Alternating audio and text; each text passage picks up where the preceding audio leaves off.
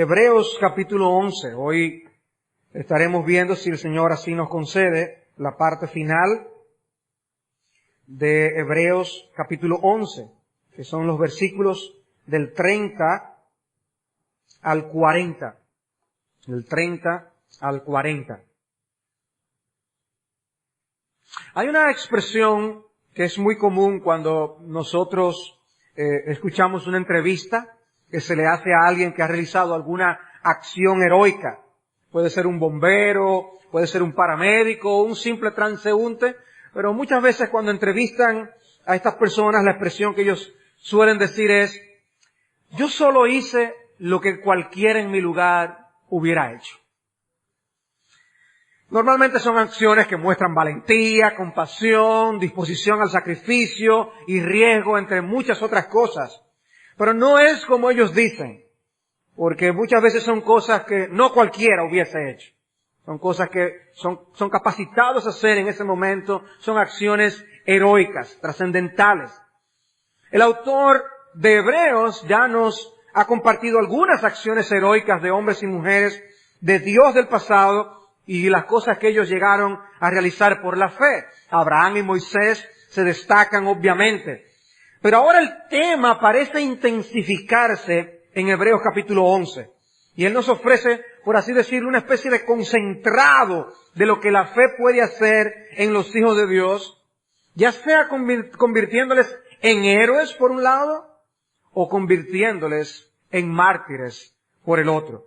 Y el título por eso que yo le he puesto a esta sección es La fe que persevera, héroes y mártires. Y dice así a partir del versículo 30 de la epístola Hebreos 11. Por la fe cayeron los muros de Jericó después de rodearlos 7 días. Por la fe Rahab la ramera no pereció juntamente con los desobedientes, habiendo recibido a los espías en paz. ¿Y qué más digo? Porque el tiempo me faltaría contando de Gedeón, de Barak, de Sansón, de Jefté, de David, así como de Samuel y de los profetas, que por fe conquistaron reinos, hicieron justicia, alcanzaron promesas, taparon bocas de leones, apagaron fuegos impetuosos, evitaron filo de espada, sacaron fuerzas de debilidad, se hicieron fuertes en batallas, pusieron en fuga ejércitos extranjeros. Las mujeres recibieron sus muertos mediante resurrección, mas otros fueron atormentados, no aceptando el rescate a fin de obtener mejor resurrección. Otros experimentaron vituperios y azotes, y a más de esto, prisiones y cárceles. Fueron apedreados, aserrados, puestos a prueba, muertos a filo de espada, anduvieron de acá para allá cubiertos de pieles de ovejas y de cabras, pobres, angustiados, maltratados, de los cuales el mundo no era digno, errando por los desiertos, por los montes, por las cuevas y por las cavernas de la tierra. Y todos estos, aunque alcanzaron buen testimonio mediante la fe, no recibieron lo prometido, proveyendo Dios alguna cosa mejor para nosotros, para que no fuesen ellos perfeccionados aparte de nosotros. Pero como les decía, en esta porción vamos a ver dos cosas, y es cómo la fe convierte a muchos de sus hijos, de los hijos de Dios, en héroes, o cómo los convierte en mártires. Y la primera sección, de los versículos 30 al 35, vemos cómo nuestro Dios convierte en héroes y paladines a gente ordinaria. Dios convierte en héroes y paladines a gente ordinaria. Y nuestra frase aparece en el versículo 30 una vez más, el versículo 31, el versículo 33, por la fe ocurrieron algunas cosas. Una vez más, somos retados a vivir por la fe, y a otros han corrido la carrera cristiana, han perseverado por la fe. Ahora nos toca a nosotros igualmente correr. Nosotros estamos en el punto de salida de la carrera, y se nos pasa una película antes de arrancar. Y es la forma como otros siervos de Dios del pasado corrieron por la fe.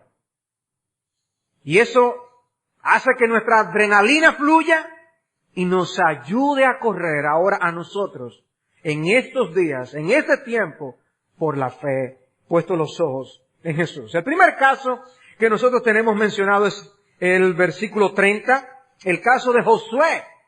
Josué y la victoria que el pueblo de Israel tuvo sobre la ciudad de Jericó. Dice el versículo 30, por la fe cayeron los muros de Jericó después de rodearlos 7 días. Esta primera historia nos lleva a una ciudad amurallada de antaño, Jericó. El Señor introdujo a su pueblo en la tierra prometida, pero ahora había enemigos que vencer dentro de esa tierra. Y uno de los obstáculos era la ciudad de Jericó. Imagínense que ustedes vienen, han cruzado el desierto, se introducen a la tierra prometida y ahora le dicen, ahora gánensela. Y llegan a esta ciudad, a esta muralla. Y dicen, uy, ¿cómo nosotros vamos a vencer esto? Era una ciudad con condiciones que permitían subsistir aún en medio de haber sido sitiada. Podía tener su fuente de agua, podían subsistir por todo el alimento que podían albergar allí por mucho tiempo, y esas murallas le protegían del avance de cualquier ejército. Para conquistar una ciudad como esa, tenía que estar con equipos y con armamentos especiales que los israelitas no tenían. Era una ciudad difícil de conquistar. Lo que tenían por delante era un desafío a la fe. Ahora, justo antes de atacar, Josué tiene una experiencia inolvidable. Esa experiencia está en Josué capítulo 5, los versículos 13 al 15. Esto fue lo que le pasó a Josué. Dice, estando Josué cerca de Jericó, alzó sus ojos y vio un varón que estaba delante de él, el cual tenía una espada desenvainada en su mano, y Josué, yendo hacia él, le dijo, ¿eres de los nuestros o nuestros enemigos? O sea, él no sabía, ¿tú estás con nosotros o contra nosotros? En lo que ve es a un guerrero. Él respondió, no, mas como príncipe del ejército de Jehová he venido ahora. Cuando Josué oye esto, dice que él, postrándose sobre su rostro en tierra, le adoró y le dijo, ¿qué dice mi señor a su siervo? Josué comprendió que estaba en la presencia misma de Dios. Y dice que el príncipe de Jehová le respondió a Josué, quita el calzado de tus pies, porque el lugar donde estás es santo. Y Josué inmediatamente lo hizo. ¿Y eso no nos recuerda otra historia del Antiguo Testamento? ¿No nos recuerda el encuentro que Moisés tuvo con el Señor? Precisamente antes de que este hombre se convirtiera en un libertador para el pueblo de Israel, él también tuvo un encuentro con Dios. Él tuvo un encuentro con la zarza ardiente, donde también se le dijo que quitara el calzado de sus pies. Era un encuentro con el Dios Santo.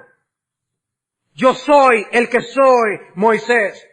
¿Por qué tú vas a hacer lo que yo te digo de liberar a mi pueblo?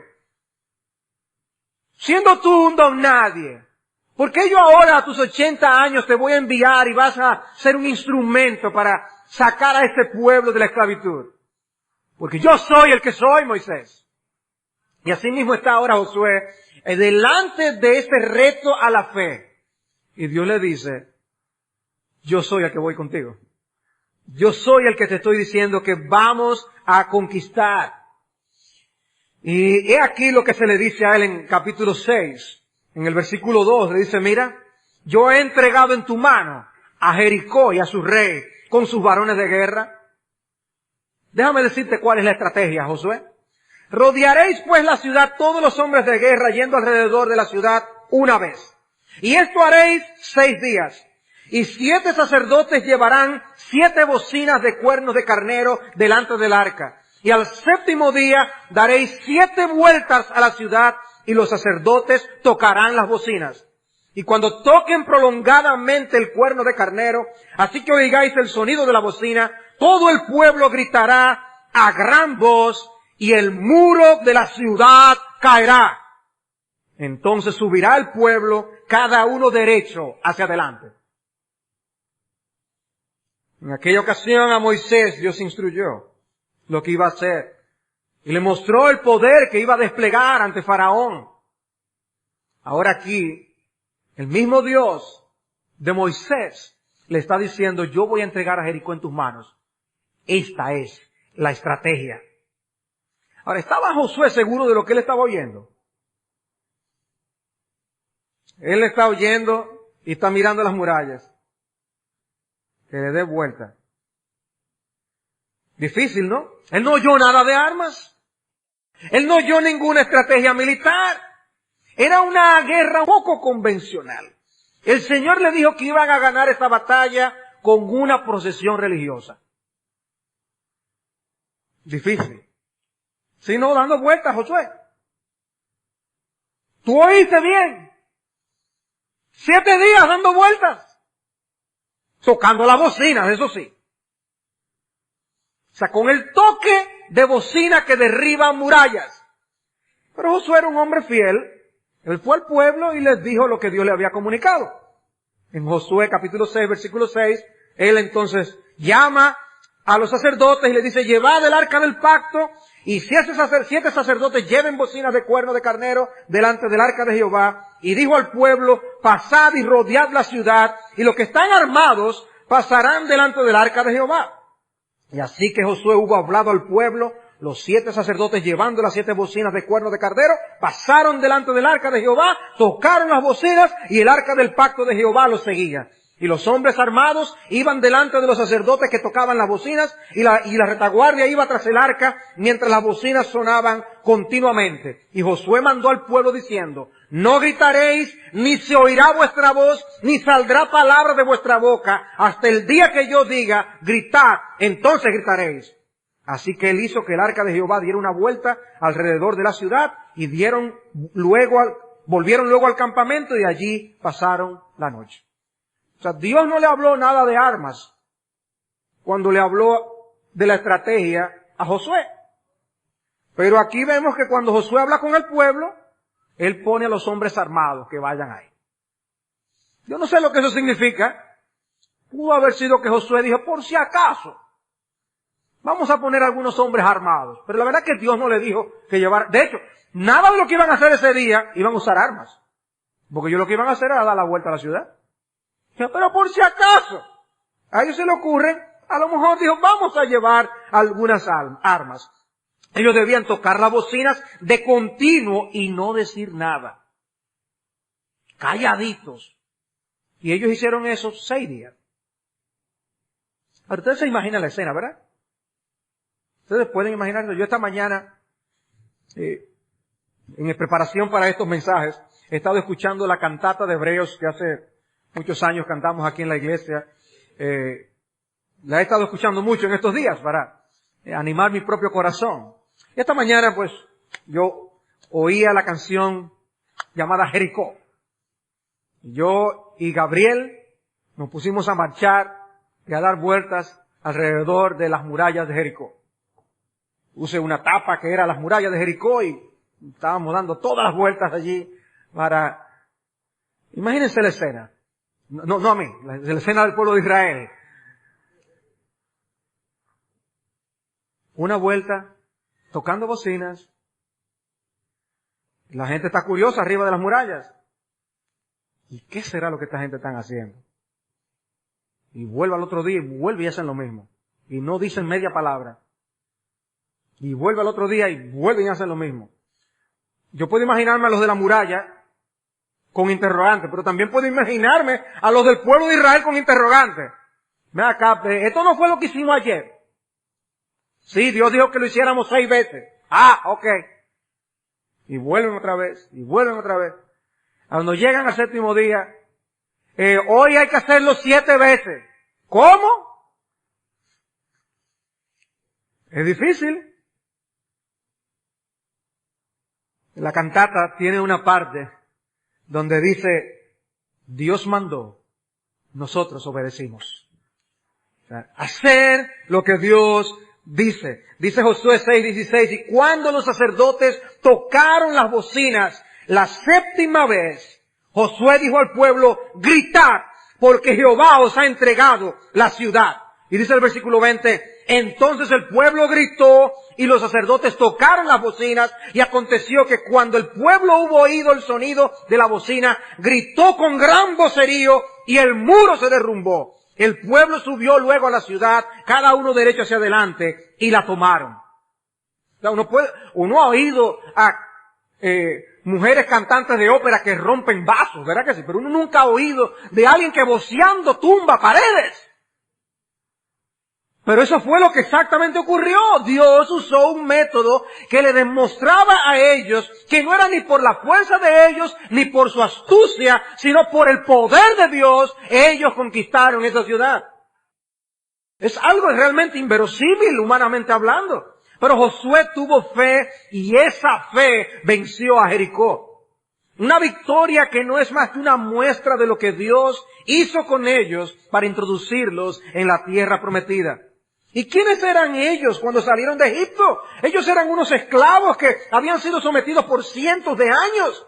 Y ahora por la fe, finalmente, viendo el cumplimiento de estas promesas, ven al poder de Dios vencer al pueblo enemigo. Es evidente que Dios está bendiciendo a su pueblo, que decide actuar cuando se lleva del consejo de Dios y hace las cosas a la manera de Dios.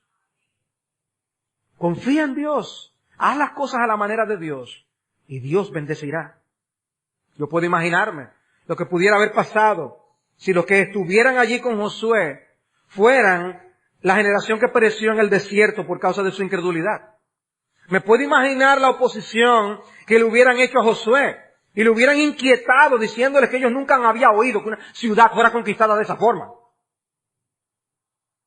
Y puede ser que eso te suceda a ti también. Cuando tú trates de hacer la voluntad de Dios y de vivir por fe hoy día, te susurrarán que eso no va a funcionar, que las cosas han cambiado. Oirás asuntos contrarios a las Escrituras de personas que leen la misma Biblia que tú. Pero son gente que no están confiando en Dios, sino en sus propias opiniones. Y tú y yo, sin embargo, tenemos que vivir por la fe, como Josué lo hizo. Por la fe cayó esa ciudad de esa forma. Impresionante. ¡Qué heroísmo! ¡Qué heroísmo!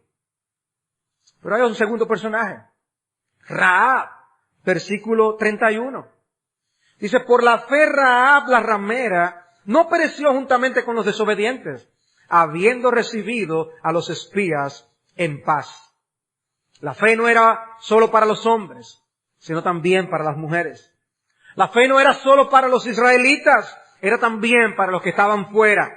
Los habitantes de Jericó se habían constituido en enemigos del pueblo de Dios, excepto una mujer que creyó. La fe no es solo para los que tienen la ley de Dios, como la tenían los judíos. La fe no es solo para los que den importancia a la ley de Dios y aún logren ver que son pecadores ante esa ley. No, la fe también era para pecadores, como los paganos que había en esa ciudad. La fe también es para personas que son muy pecadores, no solo cualquier pecador. Esta mujer era una ramera. Era muy pecadora aún a los ojos de los demás. Ese es el caso de una mujer muy pecadora que alcanzó el sitial de heroína por medio de la fe.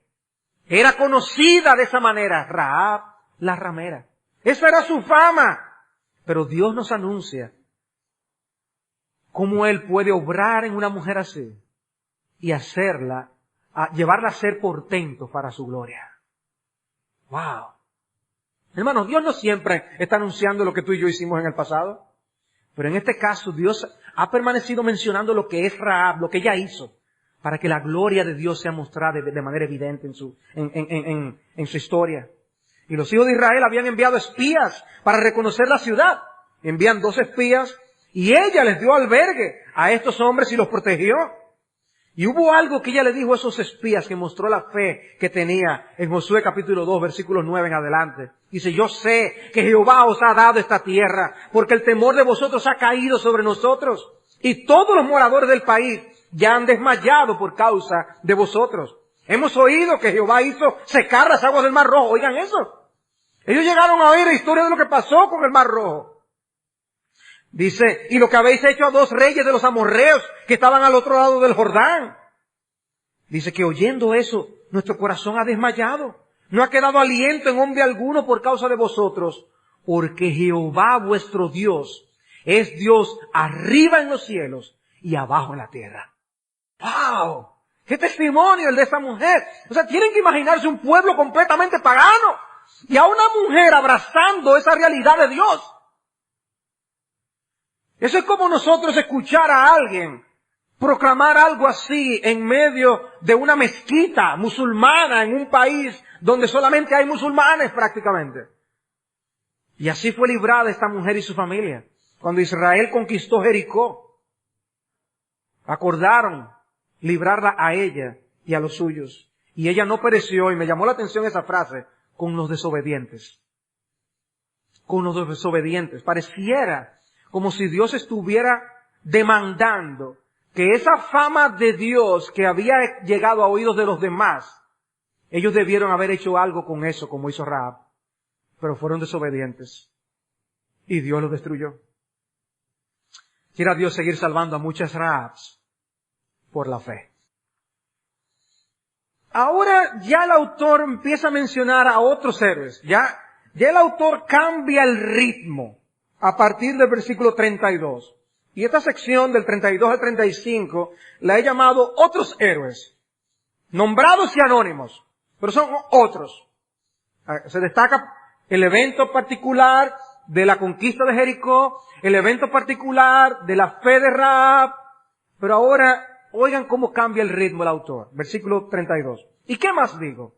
Porque el tiempo me faltaría contando de Gedeón, de Barak, de Sansón, de Jefté, de David, así como de Samuel y de los profetas, que por fe conquistaron reinos, hicieron justicia, alcanzaron promesas, taparon bocas de leones, apagaron fuegos impetuosos, evitaron filo de espada, sacaron fuerzas de debilidad, se hicieron fuertes en batallas, pusieron en fuga ejércitos extranjeros, las mujeres recibieron sus muertos mediante resurrección. Ven ustedes aquí que el autor enfrentó lo mismo que nos sucede a nosotros los predicadores muchas veces, donde él tenía más cosas que decir que tiempo para decirlas. Él dice, ¿qué más digo? El tiempo me faltaría. Y él podría abundar. ¿Qué está haciendo el autor? El autor está citando ejemplos. ¿Para qué? Para animar a los lectores de esta carta a correr por la fe. Y él está citando ejemplos, casos del Antiguo Testamento. Dice, yo pudiera multiplicar los ejemplos, pero déjenme mencionar por nombre algunos, y ahí es donde menciona estos nombres, historias que eran familiares para ellos. Algunos eran jueces, otros reyes, otros profetas. Gedeón, Barak, Sansón, Jefté, David, Samuel, mencionados por nombre. Y luego dice los profetas, sin mencionar los nombres. ¿De qué profetas? Que pudiera estar incluyendo a Elías, Eliseo, Isaías, Jeremías. Pero la lista de las obras portentosas que esos paladines hicieron está allí. Y es una lista que impacta. Conquistaron reinos por la fe. Hicieron justicia. Eran jueces que llegaron a hacer justicia y a defender la justicia. Alcanzaron promesas. Cosas que le habían prometido, vivieron por ellas. David fue prometido ser ungido rey. Y eso se cumplió a pesar de toda la oposición que había contra él. Taparon bocas de leones. Lo que pasó con un Daniel. Apagaron fuegos impetuosos. Quizás una referencia a los amigos de Daniel, que aunque no era un fuego literal que ellos apagaron así, Dios lo preservó en medio del fuego. Evitaron filo de espada. Fueron librados. ¿Y cuántas veces no quiso aún el mismo Saúl matar a David? Y no lo pudieron matar. Sacaron fuerzas de debilidad. Hombres que llegaron a decir, Señor, ¿y quién soy yo para hacer lo que tú me estás pidiendo que yo haga? Y sin embargo, Dios les fortaleció, como ocurrió con Gedeón, el mismo Moisés y Jeremías, que le daban excusas a Dios para no hacer lo que Dios le estaba pidiendo que hicieran. Fuertes en batallas, cuando un grupo se ve pequeño y luego de repente cobra vida y derrota a sus enemigos. Pusieron en fuga ejércitos extranjeros. Y esa frase que llama tanto la atención, las mujeres recibieron sus muertos mediante resurrección. Esos milagros que Elías y Eliseo hicieron. Esas viudas que recibieron a sus hijos. Gedeón es mencionado por nombre. Un hombre que arriesgó su vida derribando un altar de Baal y quitando la imagen de acera, que nada más y nada menos que era su papá que tenía. Y él va de noche y destruye esto. Ahora, eso fue todo un evento. Dice en Jueces capítulo 6, y se dijeron unos a otros, ¿y quién ha hecho esto? ¿Quién fue el loco que se atrevió a derribar el altar de Baal y la imagen de Acera? Y buscando y preguntando, le dijeron, oh, Gedeón, hijo de Joás, lo hizo. Entonces los hombres de la ciudad le dijeron a Joás, saca a tu hijo para que muera, porque ha derribado el altar de Baal y ha cortado la imagen de Acera. Y Joás respondió a todos los que estaban junto a él, ¿contenderéis vosotros por Baal? ¿Defenderéis su causa? Cualquiera que contienda por él que muera esta mañana. Si es un Dios, Baal, oigan esto, contienda por sí mismo con el que derribó su altar. O sea, el papá tenía el altar, pero él le dice, si a Baal mismo no se supo defender, entonces ¿para qué lo voy a defender yo? Pero fíjense cómo lo quería matar a Gedeón. Él lo hizo con valentía. Fue Gedeón quien derrotó el ejército de los madianitas con un pequeño ejército de 300 hombres. Tenía 32,000 hombres. Y fue bajando. No, esos son muchos. Bájalo. 10,000. Se quedó con 300. ¿Y cómo era el ejército contrario? Bueno, en Jueces 7 se nos dice. Dice, los madianitas, los amalecitas y los hijos de Oriente estaban tendidos en el valle como langostas en el camino. Eso era así. En multitud, y sus camellos innumerables, como la arena que está en la ribera del mar de multitud. No dice cuántos eran, pero de 300 contra una multitud innumerable, hay una diferencia, ¿verdad que sí? Era como si te dijeran, mira, ve enfréntate a esa pandilla con una pistola de mito y una granada de plástico. Y ahí va Gedeón. ¿Y qué sucedió? Dice el texto que Dios hizo que los soldados de los madianitas y amalecitas se mataran unos a otros. En otras palabras, se hubiera podido hacer con menos. Dios lo podía hacer con 0, porque fue Dios que lo hizo. Y todo eso, dice el texto, lo que está diciendo este capítulo, es que sucedió por la fe. Barak venció a Sísara. Sísara tenía la tecnología de punta, lo último, la tecnología militar avanzada, 900 carros de hierro. Sí, yo sé que para nosotros eso no es nada. En aquella época, eso era una victoria asegurada. Y sin embargo, por la fe, fue derrotado.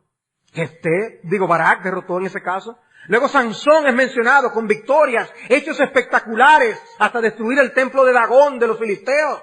Jefté, que liberó al pueblo de los amonitas. David, que desde que venció a Goliat hizo toda una lista de victorias militares. Y todo lo hizo por la fe. Samuel, un hombre muy distinto a David. Y también él levantó al pueblo en medio de tanta confusión moral que había en aquellos días. De manera que, como podemos observar, ninguno de estos hombres eran perfectos, tenían su fama. Pero Dios los usó. Grandes pecadores. Porque uno no esperaba ver a Sansón en esta lista. Pero Sansón está allí, hermanos. Está allí junto a David. El asesino y el adúltero. ¡Wow! Dios los salvó a todos por la fe y los utilizó en su reino como puede usarte a ti y a mí. Dios no llama a gente que nunca ha pecado. Dios precisamente salva a pecadores. Esa es la fe que opera en hombres comunes y corrientes y los convierte en héroes. No se nos dice nada del voto insensato que hizo Jefté, ni de las debilidades de Samuel como padre, ni del hecho de que Barak no quiso ir solo sin Débora a la guerra. Lo cual no significa que a Dios no le importen nuestros pecados, pero sí significa que Dios salva y perdona a grandes pecadores y que es capaz de hacer grandes cosas con grandes pecadores. Todo por la fe. Dios puede convertir a gente ordinaria en héroes. Pero hay un cambio en el versículo 35. Y nos muestra que también Dios convierte a gente débil y pusilánime en mártires.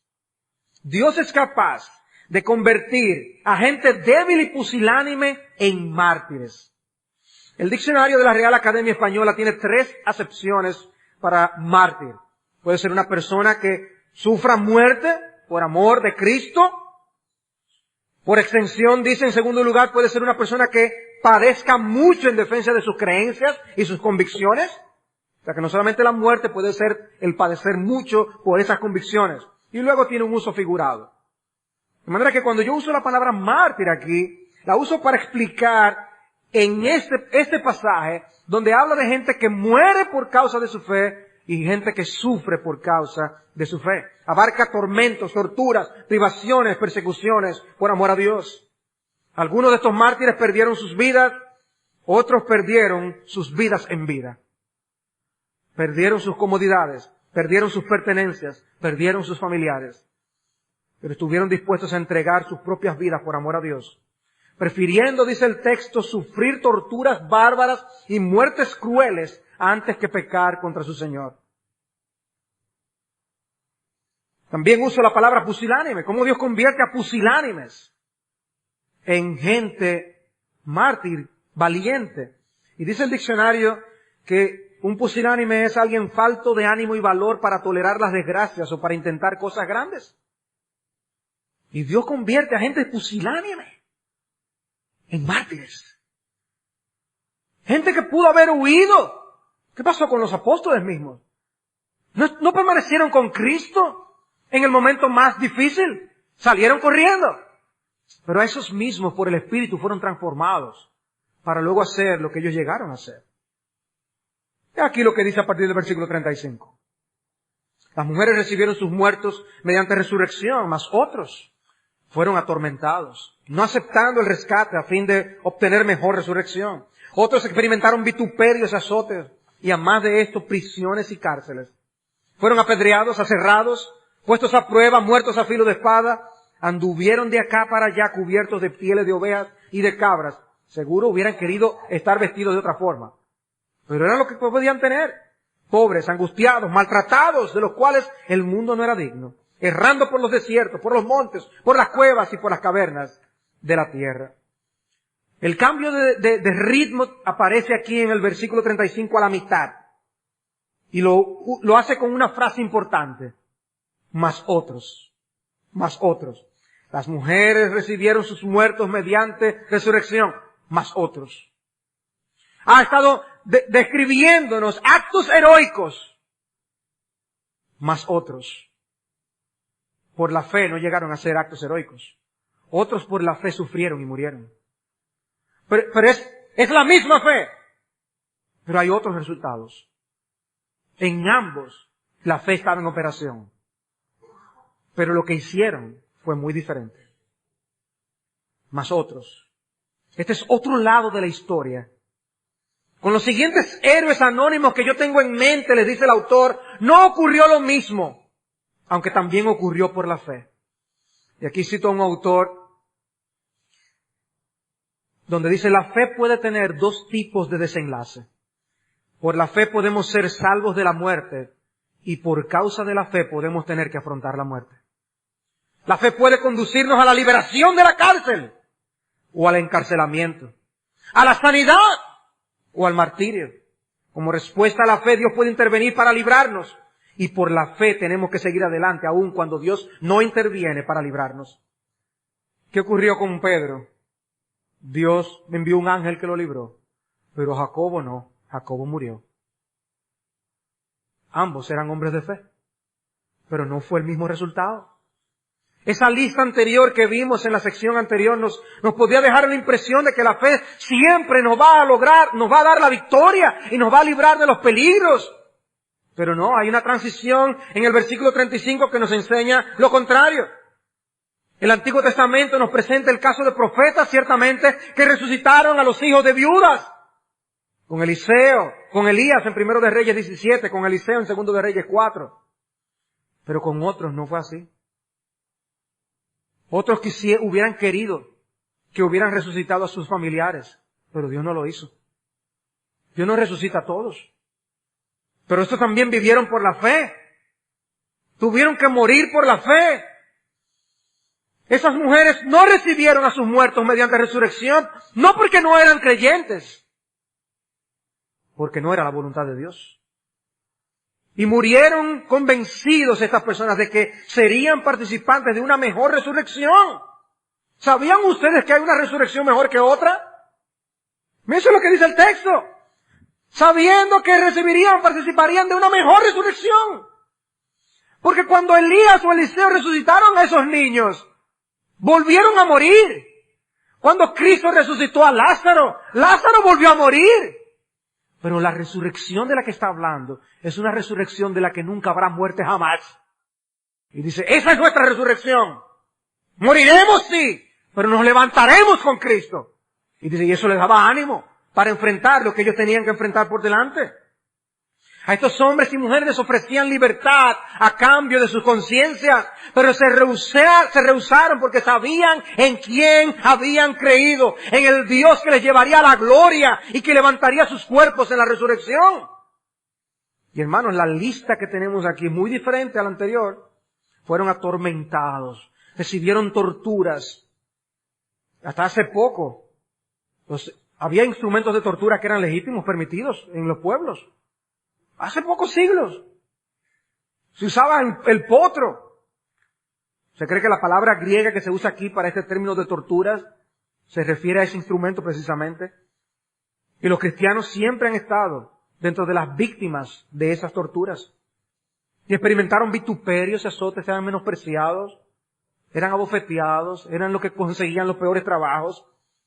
Eran heridos físicamente, fueron objeto de grandes injusticias. Los encarcelaban injustamente y se experimentaron prisiones y cárceles. Como Jeremías, que por decir la verdad lo trancaron en aquella cisterna, ¿recuerdan? Era un hombre fiel, era un hombre de fe. Sí, por la fe padeció lo que padeció. No por ser un incrédulo. Dice que fueron aserrados. Uno solamente escucha y lee los reportes de estas muertes a estos periodistas que están haciendo la gente del Estado Islámico y uno repugna. Yo no ni quiero ver los videos. Pero aquí nos dice que profetas de Dios, siervos de Dios fueron aserrados. Eso se cree lo que fue lo que pasó con Isaías. Lo cortaron por la mitad. ¡Wow! ¡Qué terrible! Dice que fueron muertos a filo de espada. Pero esa descripción general luego anduvieron de acá para allá cubiertos de pieles de ovejas, de cabras, pobres, angustiados, maltratados, errando por los desiertos, por los montes, por las cuevas, por las cavernas. Tenían que estar huyendo. Gracias a Dios que aparecían cuevas. Gracias al Señor que aparecían pieles de ovejas y de cabras. Pero eran maltratados, hermanos nuestros, que sufrieron lo indecible. Echados y perseguidos por la sociedad, tenidos por indignos, pero nuestro autor dice que en el fondo la realidad es otra, de los cuales el mundo no era digno. El mundo no era merecedor de tener esos hombres y mujeres viviendo en la tierra. ¡Wow! En otras palabras, la estima de Dios por ellos era tremenda. No, este mundo no es digno para ellos. Indignos de ellos. Hay tribulaciones y aflicciones que han venido al pueblo de Dios, que no son por enfermedades ni por fenómenos naturales, sino por ser fieles a Dios. Y eso ha provocado persecución y oposición, el aborrecimiento del mundo. Y los lectores de esta carta, ellos mismos habían padecido y sufrido persecución ya. Pero todavía no había llegado lo peor.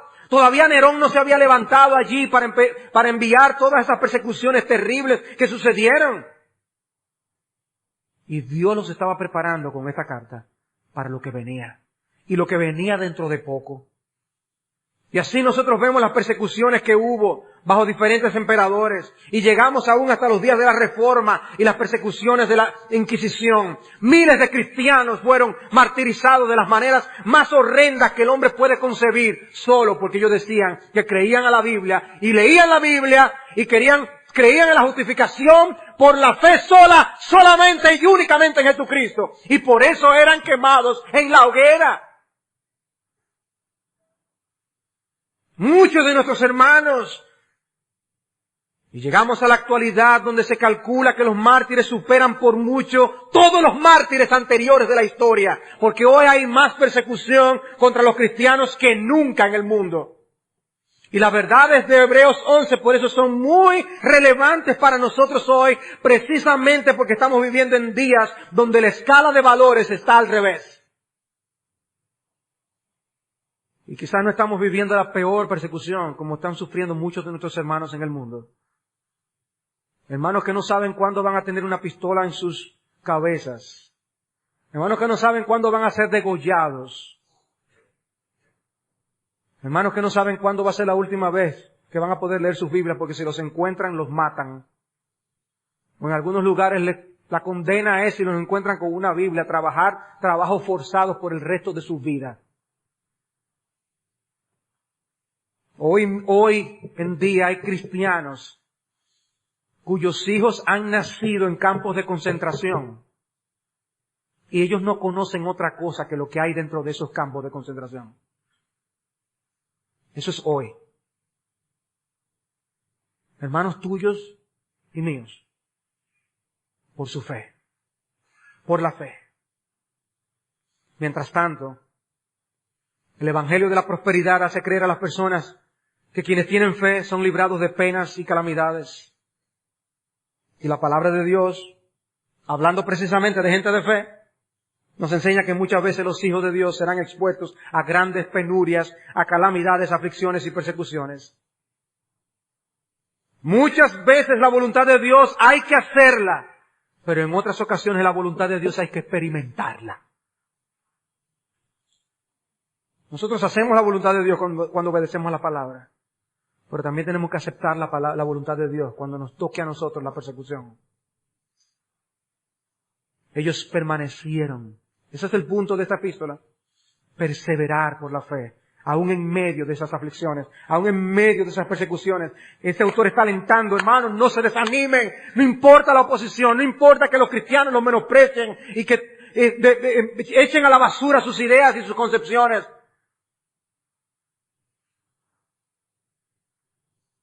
Tenemos que a veces que escuchar barbaridades en contra de nuestro Cristo. Hermanos, no nos desanimemos.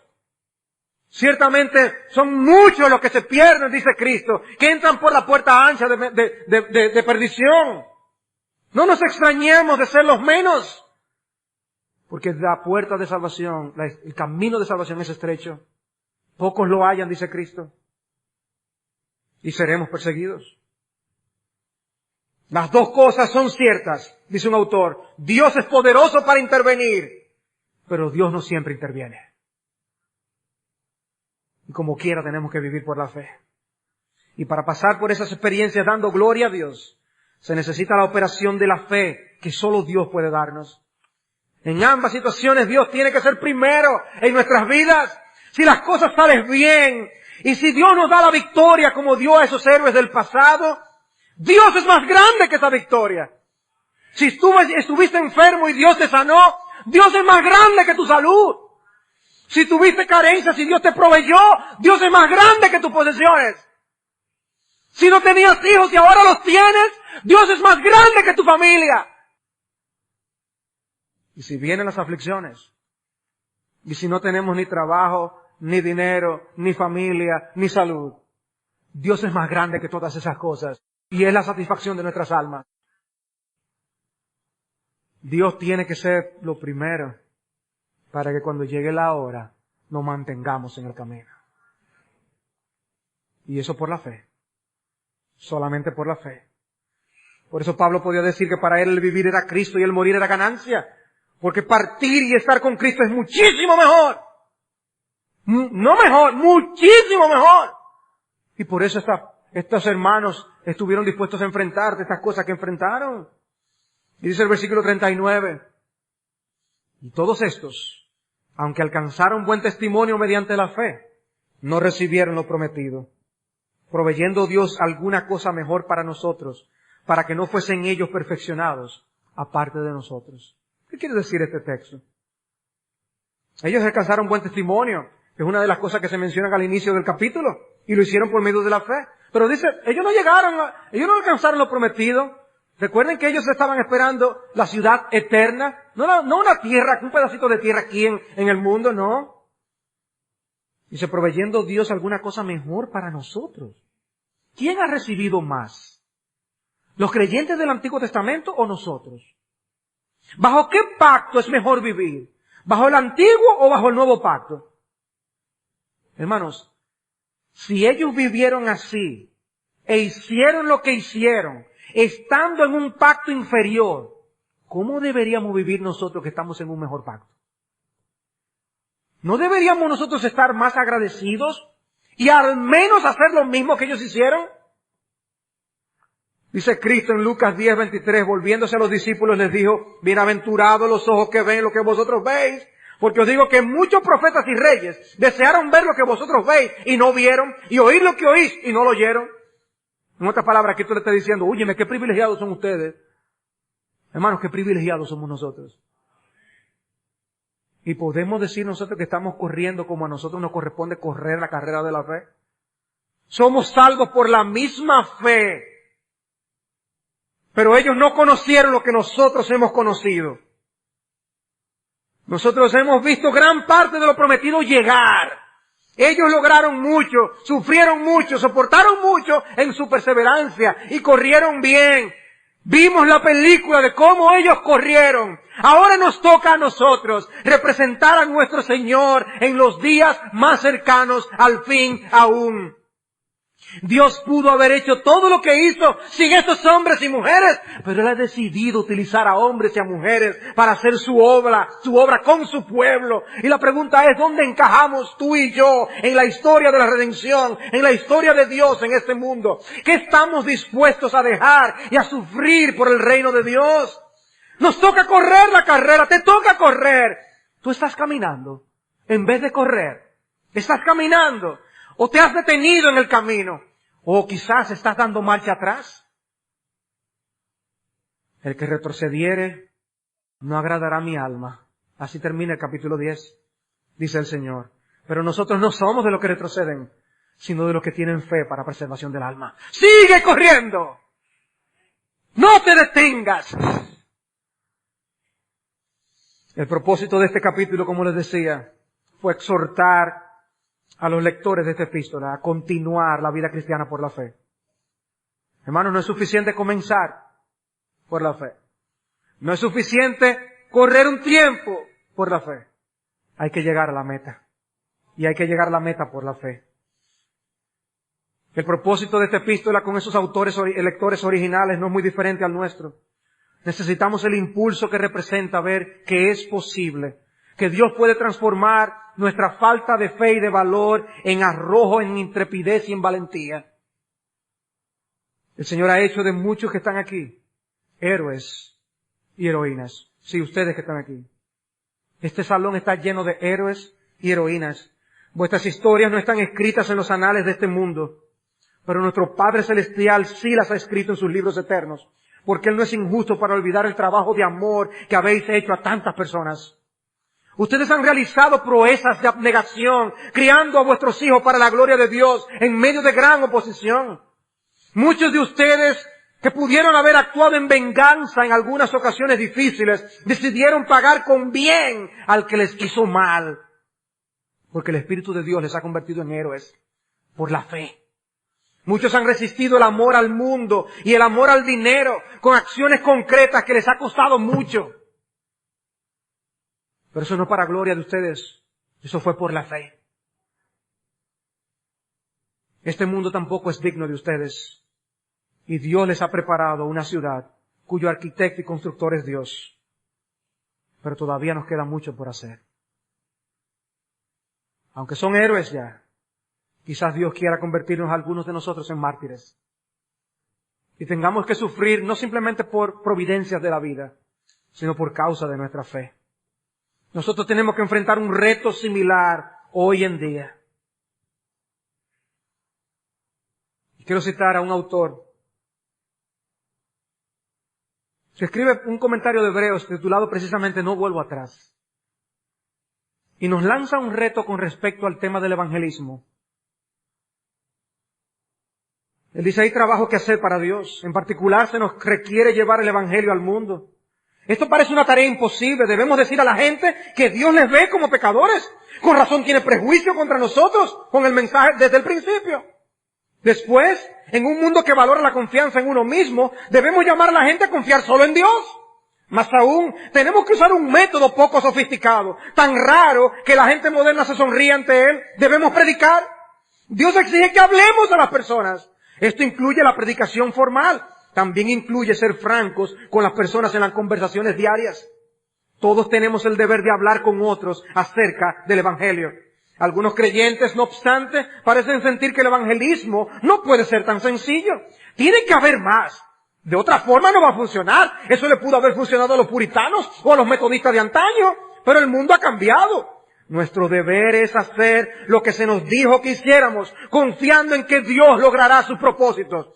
Nuestro deber es hablar con la gente. El mundo debe descartar esto como un método, puede descartar esto como un método estúpido, como imagino se burlaron de los israelitas, los defensores de Jericó.